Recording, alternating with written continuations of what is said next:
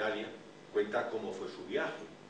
Un viaje en patera, hasta se recorta una de las garrafas vacías de gasoil para orinar.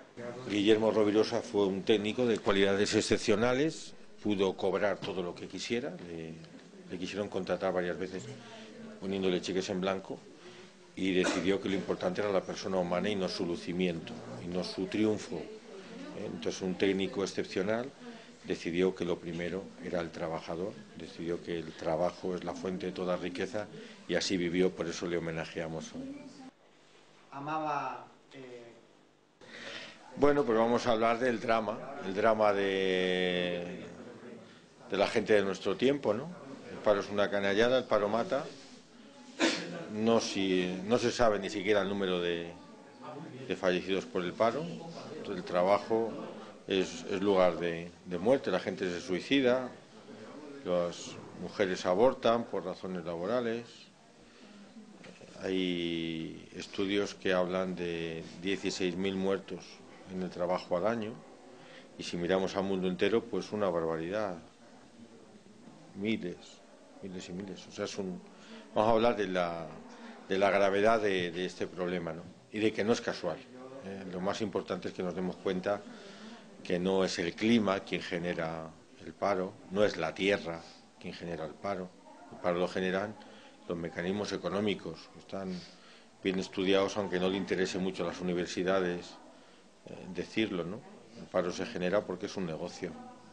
Cuando hay paro, pues todo trabajador sabe que está dispuesto a cobrar menos. Para que él era también un converso. No tenemos ni datos.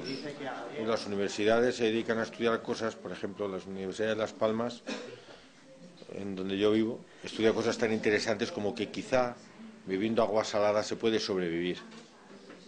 En vez de pensar que la gente se muere de beber agua salada en las pateras, la universidad estudia que quizá bebiendo agua salada se puede vivir. No hay ninguna universidad española, ni privada, ni pública, ni de izquierdas ni de derechas, no hay ninguna universidad dando los datos reales del paro. No hay ni el más mínimo interés en saber cuáles son los datos reales. De vez en cuando hay estudios puntuales que te informan de cosas tan graves como que el 60% de la economía mundial, el 60% es economía sumergida.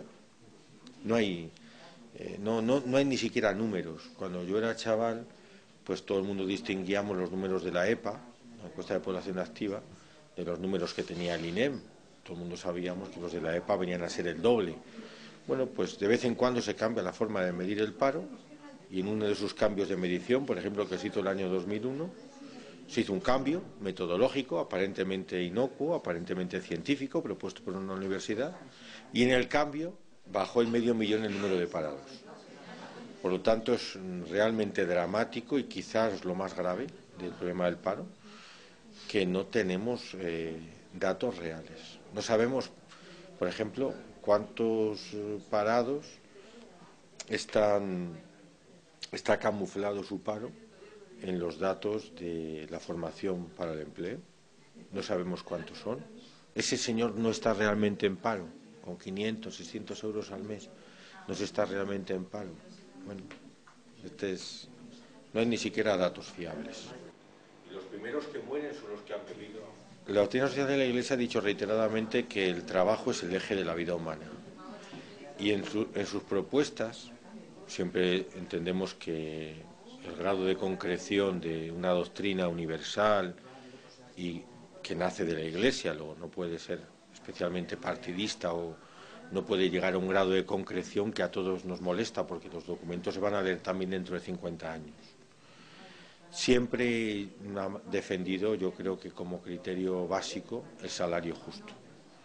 La doctrina social de la Iglesia no defiende el salario de mercado, no defiende el salario legal, no defiende más que el salario justo. El salario justo es aquel que remunera realmente lo que la persona produce.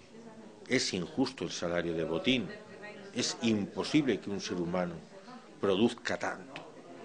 Es injusto el salario del presidente del gobierno y es injusto el salario del que cobra el salario mínimo. Normalmente un señor que limpia las calles, un señor que hace tareas, diríamos, penosas, que no queremos hacer nadie, tiene un valor.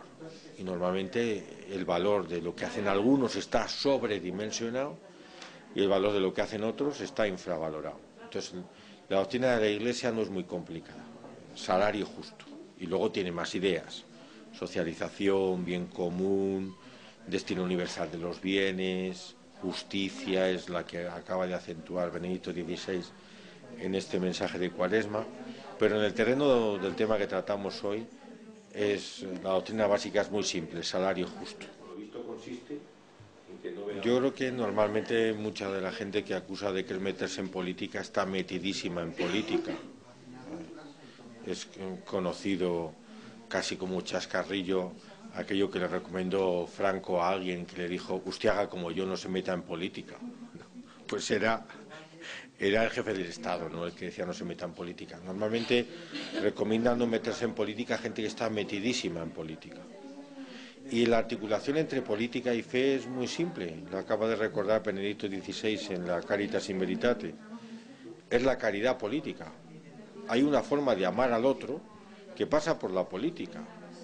Nadie normal deja de ver la eficacia de la caridad aplicada a la política. Cuando tú tienes una zanja delante de tu casa, no hay nadie que pase a los niños uno por uno un día entero, ¿no? Pasando niños para eludir una zanja. Todo el mundo pone una tabla sólida o una cosa de hierro, ¿no? Pues de la misma manera que el amor puede parecer poco humano, que el amor sea poner allí una tabla, pero el amor real es poner allí una tabla, no coger persona a persona y pasarla de la puerta a la calle para que vaya caminando, ¿no?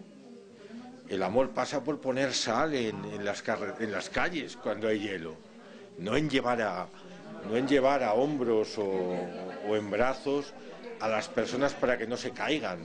Entonces, pongo estos ejemplos casi un poco ridículos en esta línea, ¿no? La caridad política, las estructuras, las instituciones llaman a la caridad política. 7 millones de parados, gente que se suicida.